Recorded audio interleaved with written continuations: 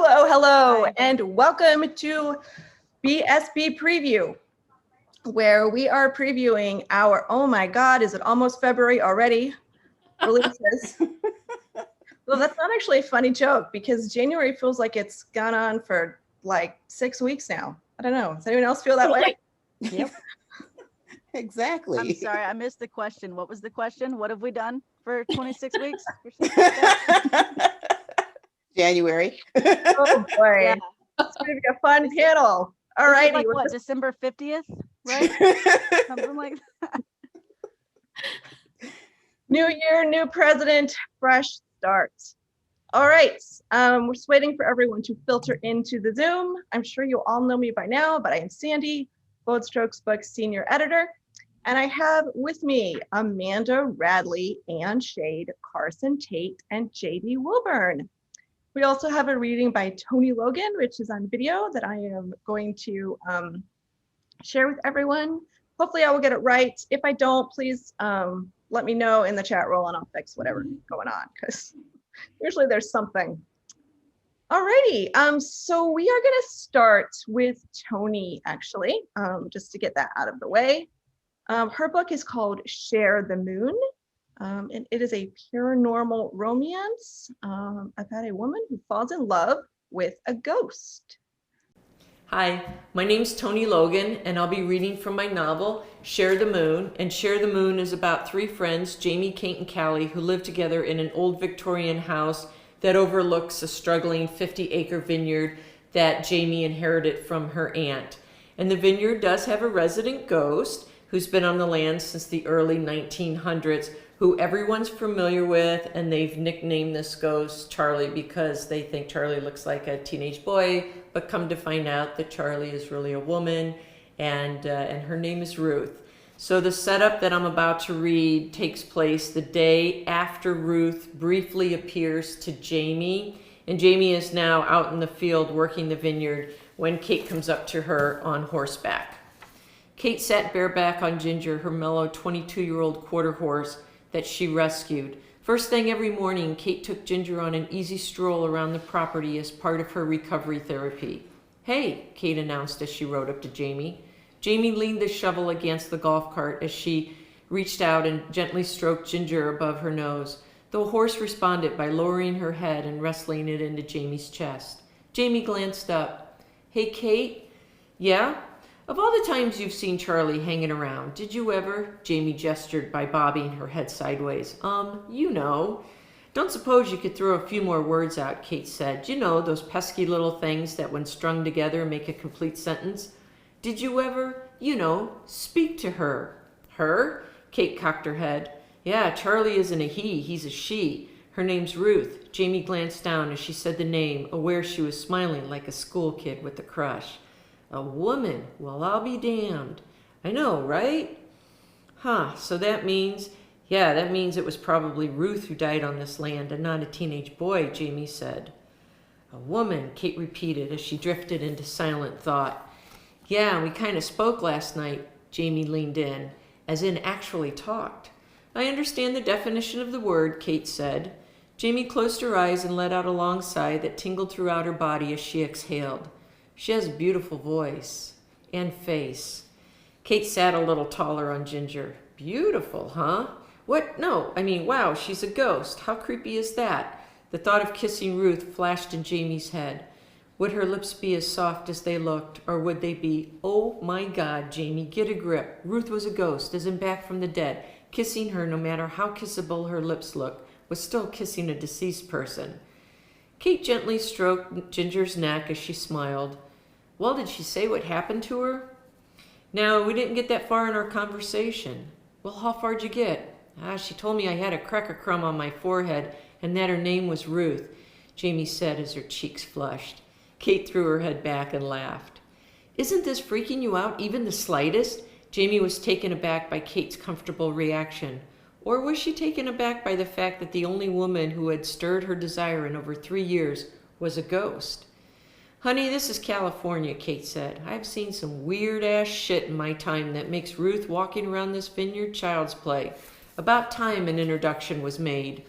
Jamie stood silent and stared, focusing on Kate's mouth moving, but not comprehending a word she was saying. After an awkward moment of silence, Kate leaned down and snapped a finger in front of Jamie's face. You doing all right in that brain of yours?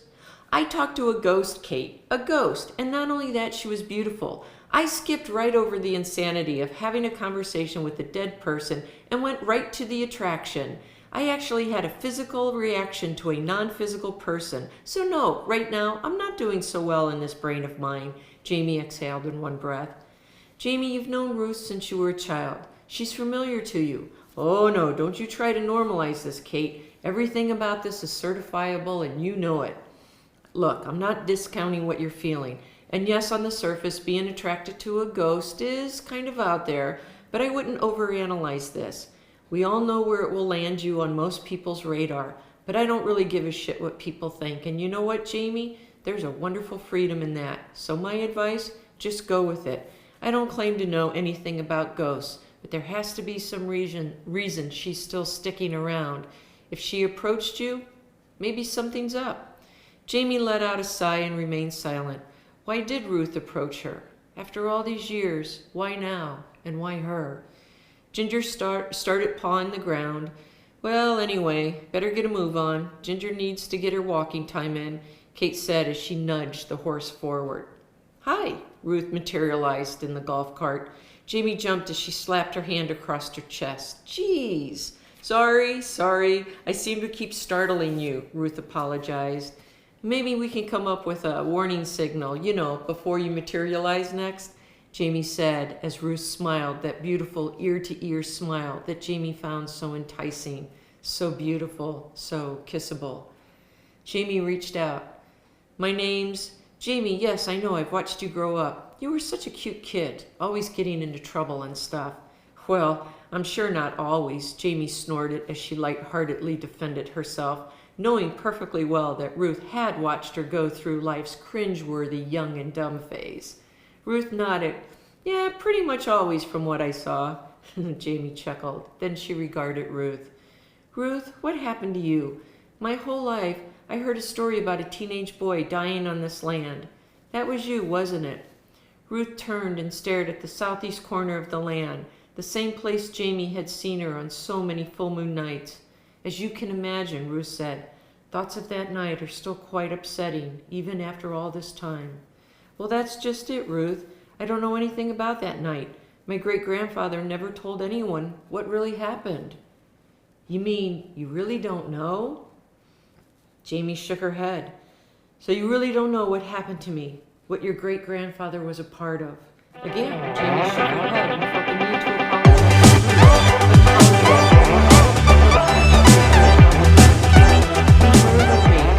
Ruth's eyes welled with tears.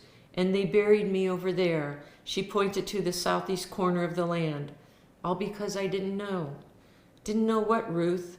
What didn't you know? Jamie asked. That she. Ruth choked out as she locked eyes with Jamie. I didn't know, she repeated, and vanished. Oh my gosh. All right, everyone come back. That was amazing. I love the premise of this book, falling in love with a ghost. So since Toni isn't here for me to ask about this book, I'm going to ask you guys.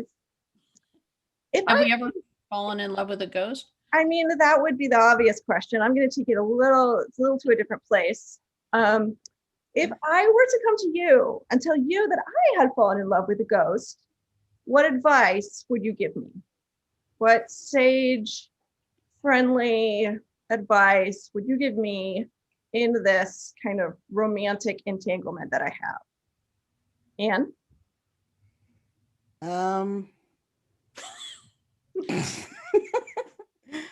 Don't fall too hard. That's the only thing I can think of. Carsen, how about you? I wish you the best of luck, and I'm very happy for you that you found this ghostly lover, and just know that this person will see everything you do and know everything. Yeah, I can see you guys are taking my feelings real seriously here. Amanda, how about you? You don't for one second think I'm going to be any better. I would wish you all the best, Sandy. Absolutely. But like Carsen says, I would be very careful because this is a relationship forever. So it is an eternal love. Yeah, it's not like they're gonna die. No, you can never escape. And then when you die, you'll be with them You guys, doubly. it's love. Why would you want to escape? Aren't you romance writers? JD, how about you? First off, can you hear me? Just want to make sure you can hear me. Yes. Okay, I'm gonna be paranoid about that from now on, like every 30 seconds. My advice would be to make sure that they don't have some serious emotional baggage. They don't have some massive unfinished business that's keeping them around that's going to end up weighing on your shoulders and, running your life. Because, I got to come from that friend place like that. You've got to protect yourself, baby. You've got to make sure that you're okay. So that might be good all around advice. Yeah. I don't know if that's just a ghost thing, but all right. I don't know if you guys are really good friends or really terrible friends, but I think Toni Logan manages to pull off the ghost romance. So if you would like to pre-order a copy of that one, I will put the link in the chat room for you. It's called Share the Moon. Alrighty, next up we have Amanda Radley. And since I am not screen sharing, Amanda, if everyone else could mute themselves and turn off their video. And Amanda, feel free to introduce yourself, your book, and start reading whenever you like. Thank you very much.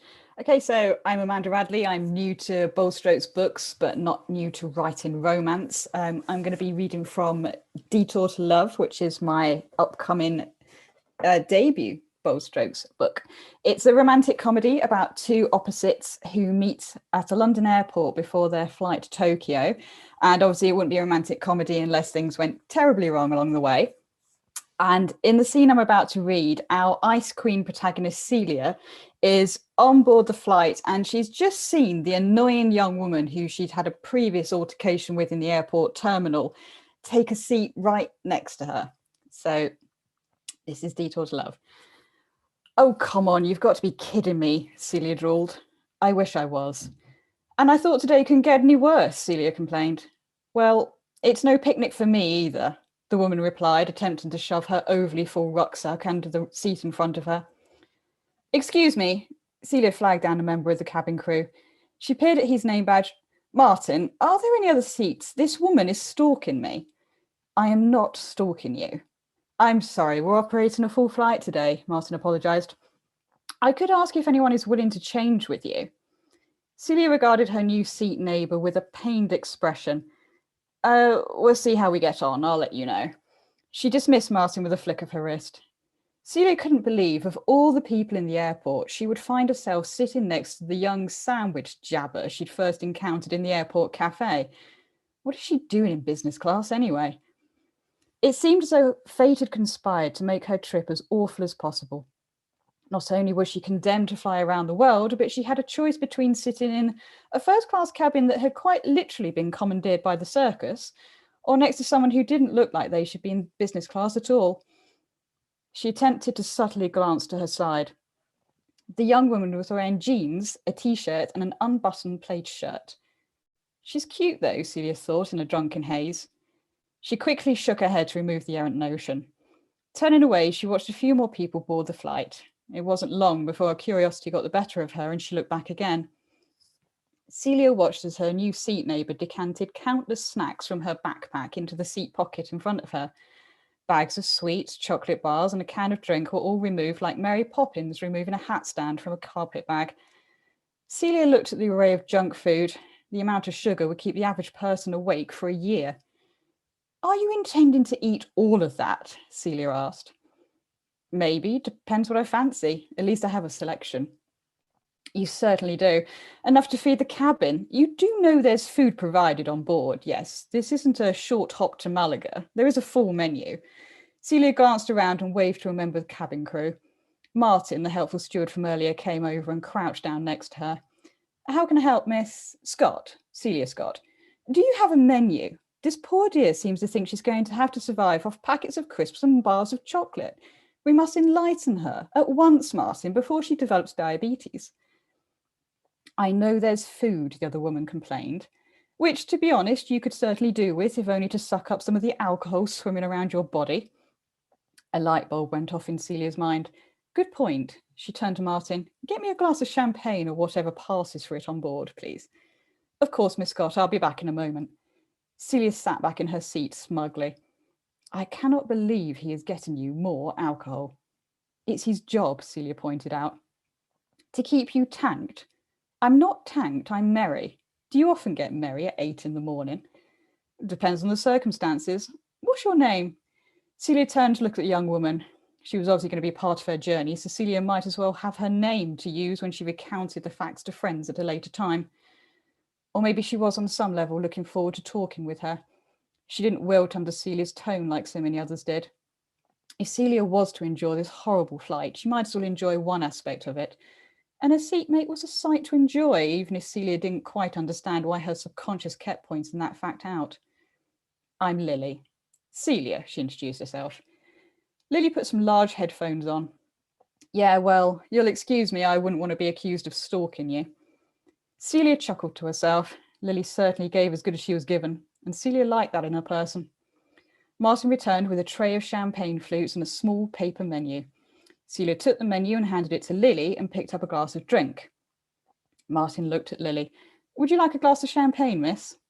Celia snorted at the notion it was actually champagne rather than just sparkling wine. No, thank you. Far too early for me, Lily said. If you have any questions about the menu, let me know, Martin replied. Will you be serving a hot meal quite soon? Lily asked. Only Miss Scott here is clearly drunk and will need some sustenance to suck up the considerable amount of alcohol she's consumed. Celia laughed and took another sip of champagne.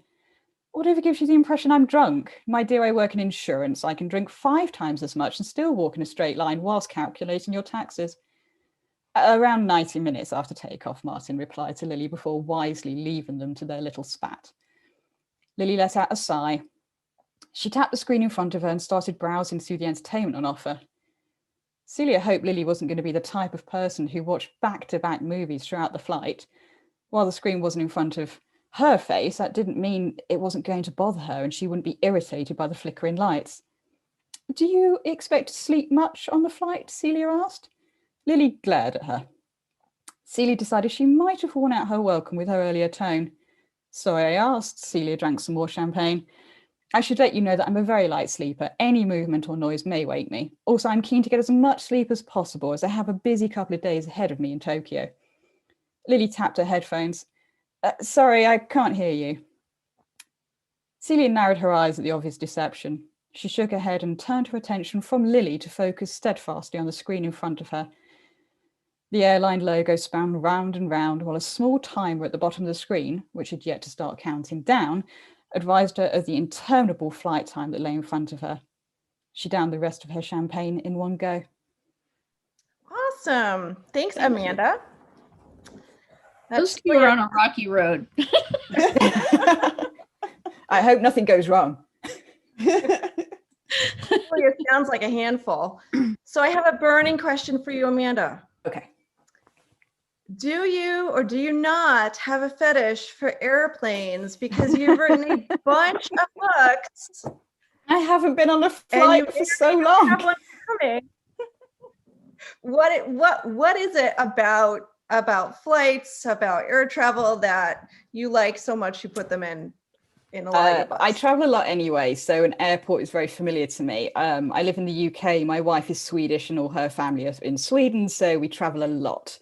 I used to spend pre-pandemic a lot of time in an airport and a lot of time flying, and there's just something about when you're on a plane and those doors close, you are stuck with whoever you're sat next to. And it normally it's my wife and that's fine, but sometimes you're in a 3 and there's someone else, and it's just fascinating, and it's a really good it's a good conflict method because you get those people together and you just know it's going to be awful for them. So you make my day and tell me that you met your wife on a plane. You did, right? No, unfortunately. I met her online. So, we had to travel a lot to see each other at first, but no, unfortunately we didn't. All right. Well, you can put all those into your books, and who knows, maybe someone else will find their love on a plane, just like in an Amanda Radley novel. Alrighty, Anne, please go ahead and introduce yourself, your story, and start reading whenever you're ready. All right. Hello, everyone. My name is Anne Shade. I will be reading from my upcoming release, Masquerade. It's a historical romance that takes place during the Harlem Renaissance, 1925. And the scene I will be reading is our main character, Celine. It's where she is, the point she is, where that has to lead her to Harlem. Sorry. She's currently living in New Orleans and has had a recent loss. And this is when she finds out about the tragedy. Celine stared at her father in confusion. There must be some mistake. Her father grasped her hands. I'm afraid not, Celine. When they didn't find you at home, one of the sheriff's men came by the shop to tell us what happened. Paul was killed in an apartment in the district early this morning. Celine's heart felt as if it skipped a beat. The district was the section of the city where the cabarets, gambling halls, and speakeasies were. It was also where men seeking other pleasures escaped when they couldn't find or preferred not to find it at home.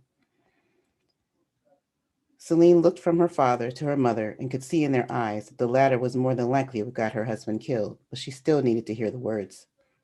What happened? She asked her father. He hesitated in answering. Papa, please, I need to know the truth. Paul and Robert Cole were shot by Robert's father after he found them together. It seems Judge Cole had been aware of his son having an affair with Paul and had warned him to put a stop to it. When the judge became suspicious that the affair hadn't ended, he decided to take matters into his own hands. He had Robert followed to an apartment where he found them together and shot them both, killing Paul and wounding his son.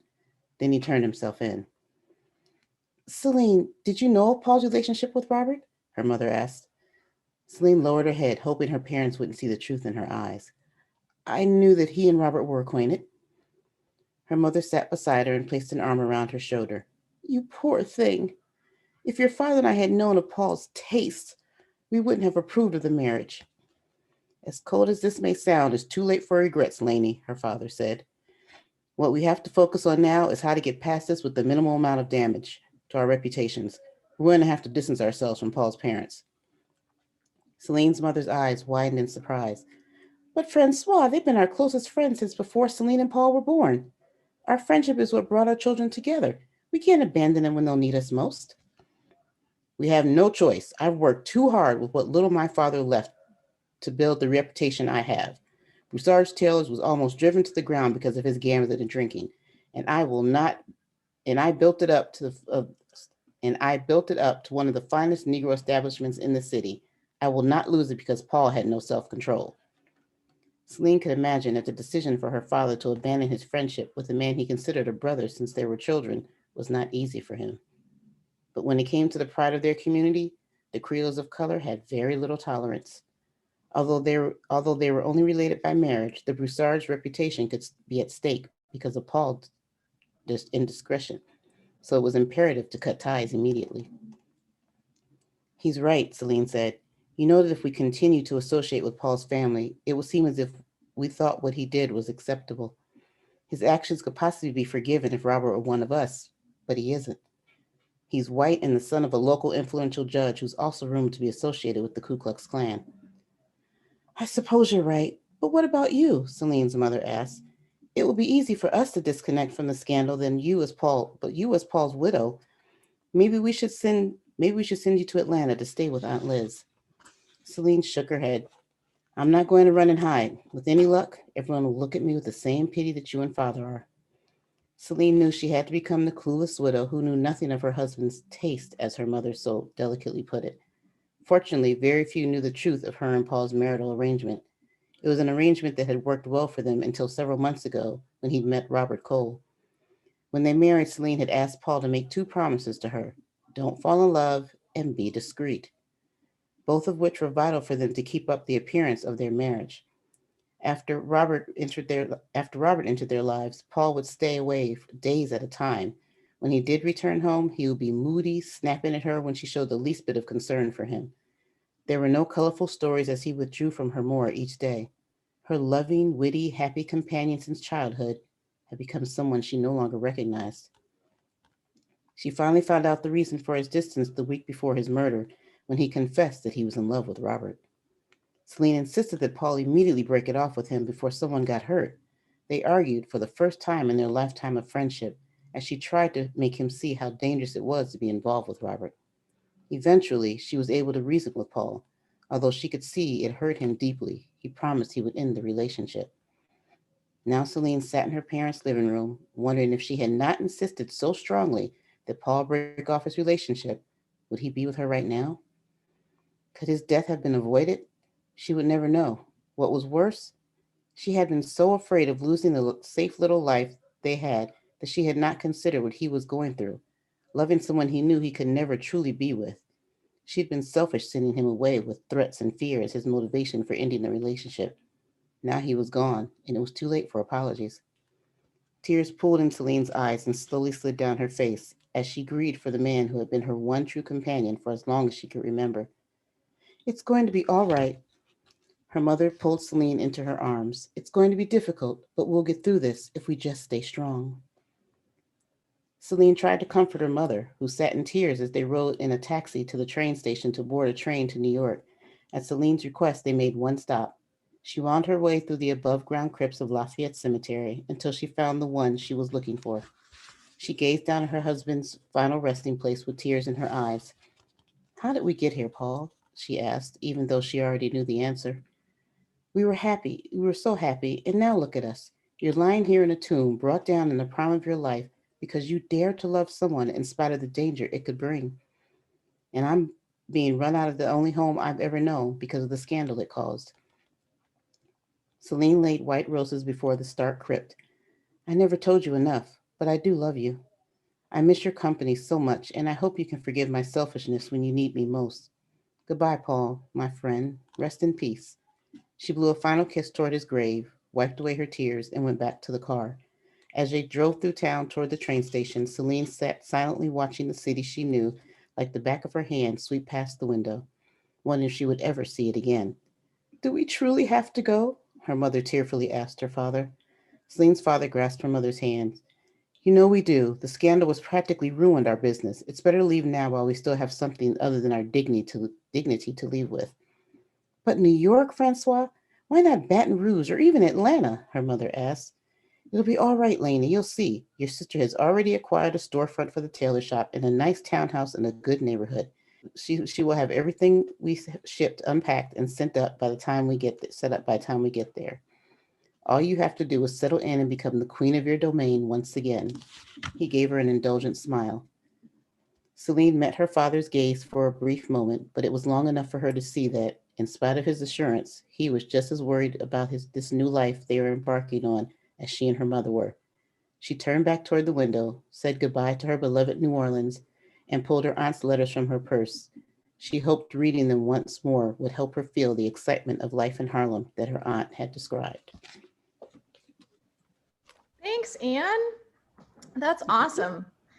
So I guess I have the same question as your character. Why New York? Why Harlem in the 1920s? What is it about that time and that place that appeals to you for this book?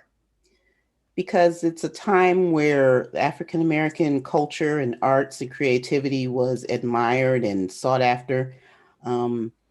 Jazz musicians were, everyone wanted to be a jazz musician. Everyone wanted to be a chorus girl. It was so much of a time where we were somewhat honored. There were still things like Jim Crow and other things going on. But in Harlem, life was a little different. You know, people didn't see color that often, especially at night. You know, going from club to club and speakeasy to speakeasy, there was no race line, there was no color. But it was also a strange time where it was called the pansy craze, where the gay life was actually like partied and it was like, you know, heralded. So drag balls became a huge success, and that kind of led me to the romance. Cool. Well, that sounds That's awesome. Thank you. All righty. Up next, we have Carsen Taite, who has promised accents. I'm going to lay that out there. Mhm.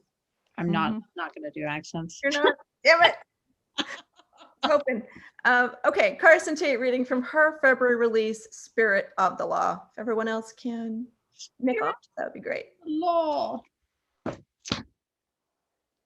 So Spirit of the Law is a enemies to lovers workplace romantic suspense novel. It features a stick-to-the-facts prosecutor named Owen, who is forced to work with Summer, who is a medium with a keen sixth sense, and they're going to work together on a murder case. When they first meet, Summer is serving as a jury foreperson on a jury for one of Owen's other cases, and she winds up tanking Owen's perfect record. In this scene, Owen showed up at Summer's house at her boss's direction to try and convince Summer to use her special skills on the murder case, and she winds up staying for dinner, as people do. There are 4 people in the scene: Summer, Owen, and Summer's grandmother, Nan, and Summer's 12-year-old daughter, Faith. And here we go. They spent the next half hour digging into dinner and discussing innocuous subjects like the weather and the upcoming state fair. Owen devoured her food, barely able to resist Nan's effort to fill her plate a second time. She pushed the plate away. That was amazing, but I am really full. She mentally cast about for a way to broach the subject of her visit, but Faith saved her from the dilemma. What did you want to ask my mom? Owen looked at Summer, who gave her a slight nod. We need your mom's help on a case. She helped me some this morning, but I could use her expertise again. I understand she used to work with law enforcement agencies where you used to live. Yeah, she did, Faith said. She was really good at it. She helped them solve all but one case. Owen noted the odd coincidence that Summer had had exactly as many losses as her. Was it possible her boss had been onto something, forcing her to find a way to involve Summer in this case? Well, only one case unsolved is a pretty amazing accomplishment, Owen said, conscious of the irony since she saw her one loss as a huge blemish on her own record. She glanced at Summer, whose expression was now completely devoid of affect. Did I say something wrong? Faith nodded. She doesn't like to talk about it. Faith, do me a favor, Summer said, and go out to the garage and get some ice cream out of the freezer. Faith let out a big sigh and stood. You could just say, hey, I need a minute to talk to Owen in private. True, but then you wouldn't be able to tell me how smart you are for figuring out what I really meant. Fine, but I don't think it's fair that Nan gets to stay.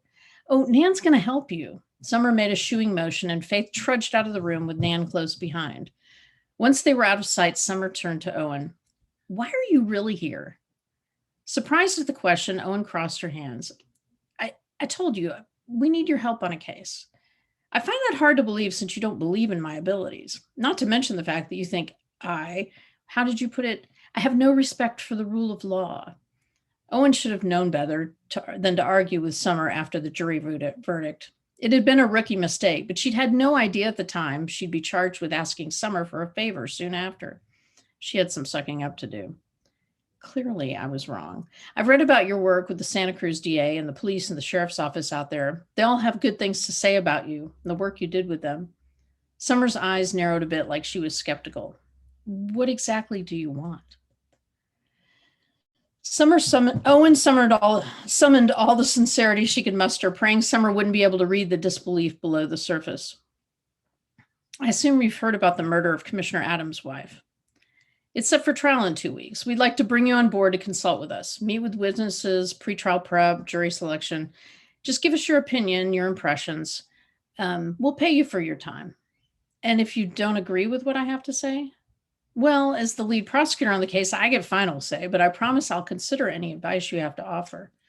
Owen smiled to punctuate her remarks and hopefully appear to be the kind of lawyer who was open to other people's opinions. But the truth was, if there was a showdown, she wasn't about to take the advice of some woo-woo medium over her own well-honed litigation skills, no matter what her boss wanted. Right, Summer said, looking skeptical. You don't believe me? Well, look, now who's a mind reader? No, I don't.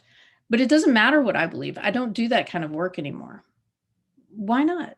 Owen was genuinely curious. I just don't. That was another life, another place. I'm very busy now. I'm too busy to work with you even if I wanted to, which I do not. I'm sorry you wasted your time coming by. Owen wanted to argue the point, use her powers of persuasion to convince Summer to divulge the reason behind her reluctance. But Summer's frown and obvious agitation held her back. Instead, she pointed at her empty plate and attempted some levity. There's no need to apologize. This is the best meal I've had in a long time. The easy smile returned to Summer's face. Well, I'm not sure that's saying much since Nan is convinced you never eat. You know, you should wear a few extra layers next time you see her to get her lay off the "you're so skinny you need to eat more" routine. Summer's hand flew to her mouth, not to imply that you're going to see her again. Wait, that sounded bad. Of course, you could see her anytime you want. I only meant it's unlikely, you know, since, as if on cue, Nan and Faith appeared in the doorway. Faith was holding a baking pan and Nan had a bucket of Bluebell vanilla ice cream. Dessert, anyone? Nan asked, brandishing a scoop. Summer made blackberry cobbler. Owen considered her options. She wasn't going to get what she'd come for, and as much as she'd enjoyed the meal and the company, sticking around felt far more disingenuous in a way she couldn't quite articulate. She pushed her chair back, set her napkin on the table. I should probably go. Please don't go, Faith said. I helped make the cobbler. Well, I picked the blackberries, which kind of counts as helping. If you leave, we won't have an independent third-party opinion about whether it's good or not. Not to mention you don't look like you allow yourself to eat dessert ever, Nan said, and that's a damn shame. Owen laughed and glanced at Summer, who was shaking her head in surrender. You really should stay. It's a new recipe. I can't vouch for how good it is, but you're welcome. Owen considered the offer carefully. If she stayed, she could use the time to try and convince Summer to change her mind. She'd be doing her job, exactly what her boss wanted her to do. But Summer hadn't been waffling when she said she wasn't interested. She'd been pretty firm. If Owen really wanted her to help on the case, a little resistance wouldn't stop her, but she really had no desire to add another person to the team, especially someone who had nothing to contribute except unfiltered feelings, source unknown. It's tempting, but I really need to go. She pushed in her chair and pointed at her plate. Should I put this in the sink? Guests don't clean, Faith said. That's what Mom says anyway. It's true. It's a rule. Faith, why don't you say goodbye to Owen and I'll walk her to the door. Owen shook Faith's hand, thanked Nan for her hospitality, and followed Summer out. Thank you. Dinner was delicious. You're welcome. I really am sorry I can't help you. My boss will be very disappointed. She was actually looking forward to meeting you.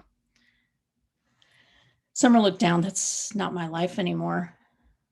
Owen wanted to ask why, not as a way to find leverage to get Summer to work on the case, but because she genuinely wanted to know more about the source of pain in her eyes when she mentioned her past. But as much as she'd enjoyed an evening spent pretending to be part of Summer's happy little family, coming here had been a job.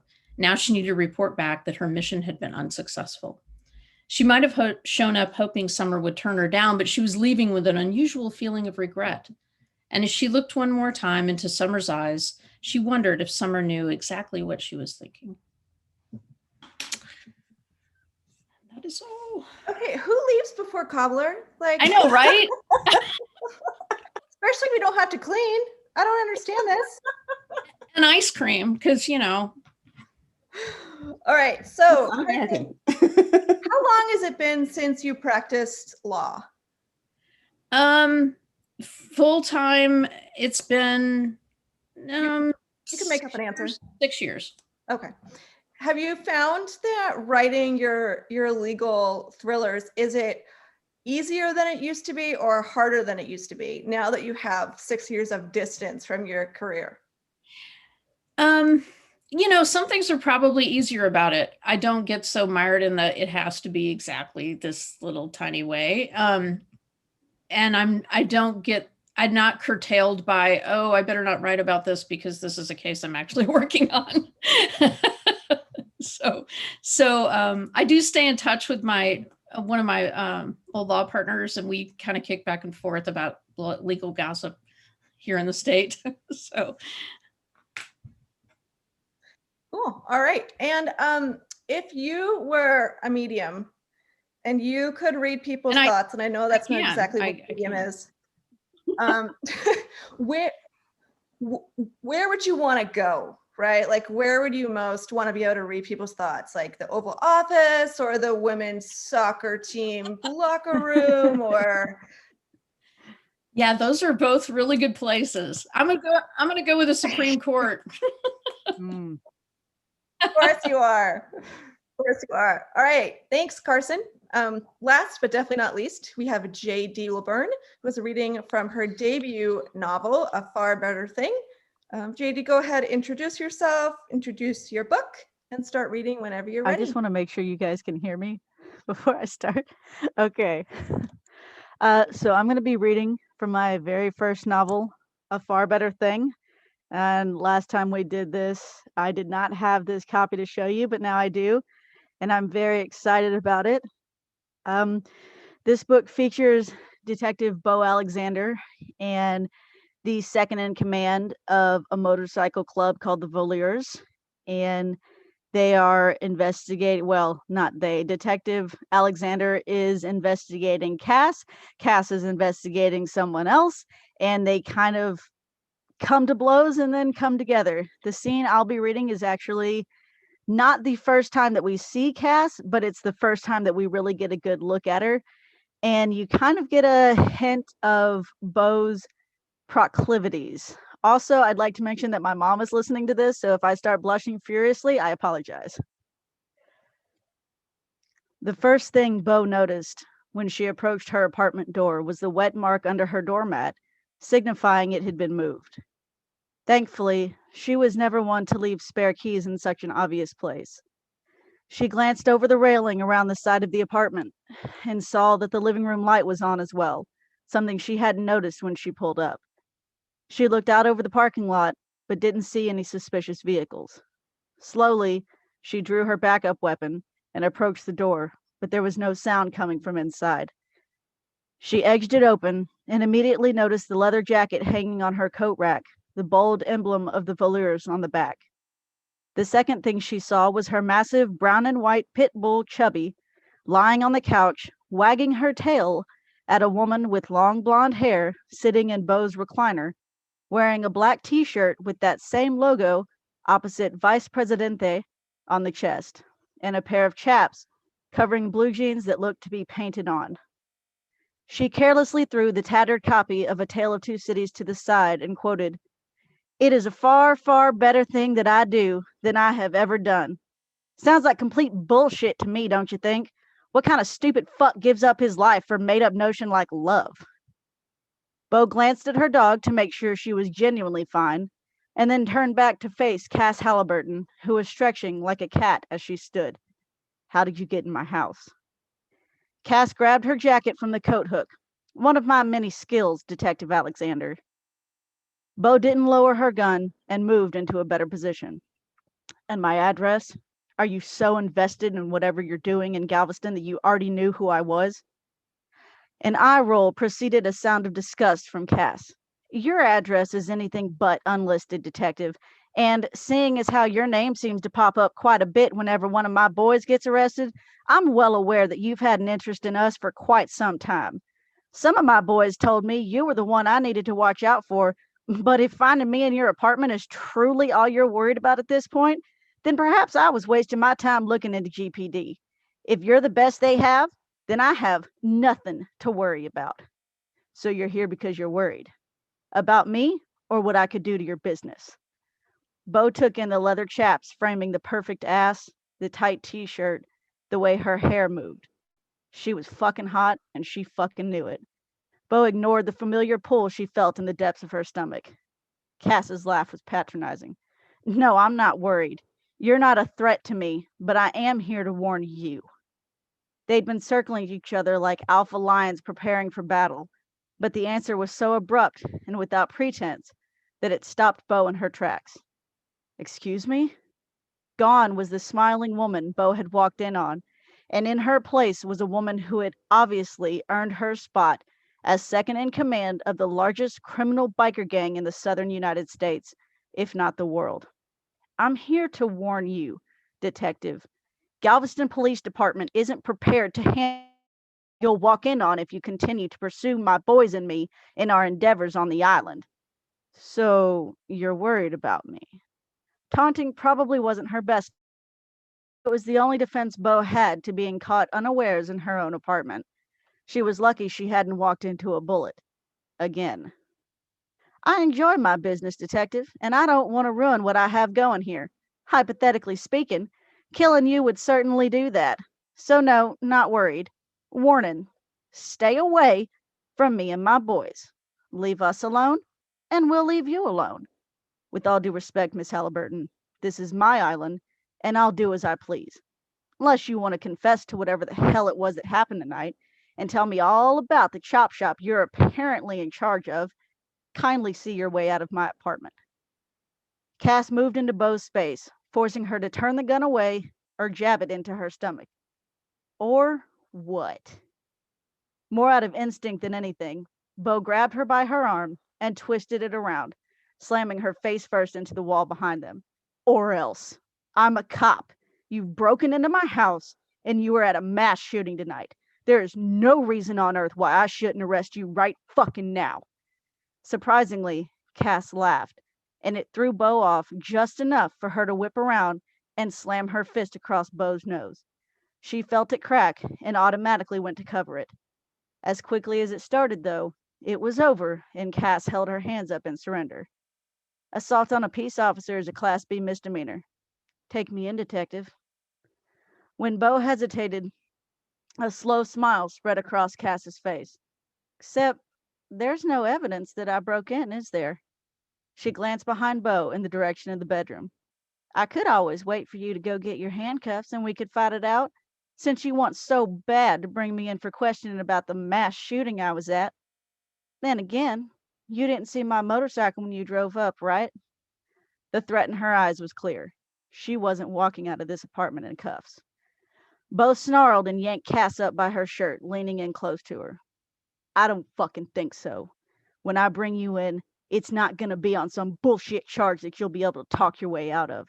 When I bring you in, everyone is going to see it, and you'll know for a fact that it was me who brought you down.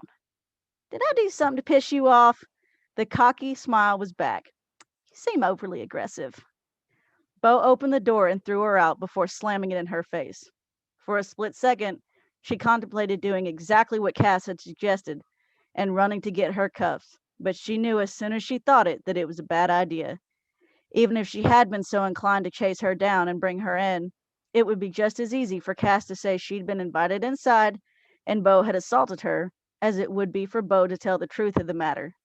Cass's version wouldn't hold up in court, obviously, but it would be enough to get Bo taken off the investigation, and any questioning about the shooting would be ruled inadmissible. In the end, her original statement stood.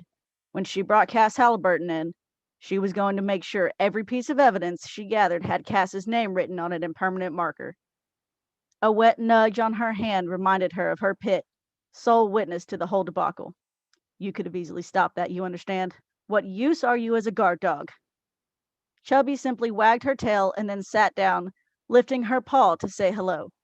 Useless. I'm fucking bleeding, and you're asking for a handshake. Are you hungry? She spent the next hour feeding Chubby and cleaning her face and clothes. When she was satisfied that her nose wouldn't start gushing blood as soon as she released pressure on it, she kissed Chubby's massive head and left, ensuring that she locked the door behind her. The spare key was left hanging on the inside, where it belonged. She got to the house 5 minutes before Steph and Nikki. While she had originally planned to be lying mostly naked in their bed when they got home, Cass's fist changed her plans. As it was, she barely made it to the couch, where Steph and Nikki found her with a bag of frozen peas on her face. Jesus Christ, Bo, what happened? While Bo gave Nikki the short version of events, Steph immediately bent down to give her face a cursory examination. It could be broken. If it is, it could cause a lot of complications in the long run. Do you want me to take you to the hospital? Bo shook her head, then groaned at the sudden pain.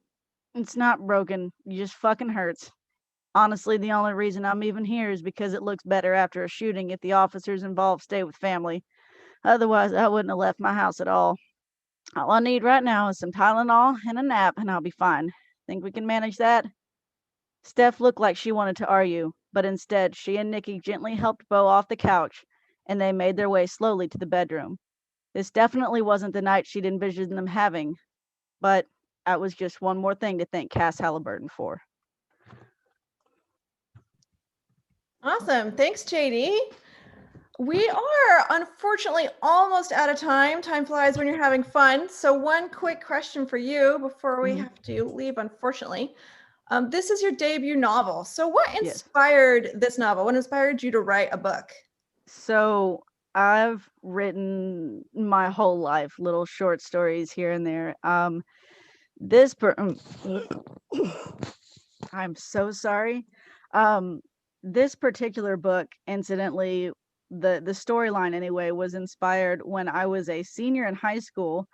I was doing my research to go into the police academy, and my girlfriend at the time was actually her family was heavily involved in our local motorcycle club called the Banditos, and they're who the Valiers were based off of. They're a worldwide club, and rumor has it they may or may not be involved in some nefarious dealings. And she and I got to talking one day, and I said, hey, how crazy would it be if, because at the time her mom was actually dating the president of the Galveston chapter.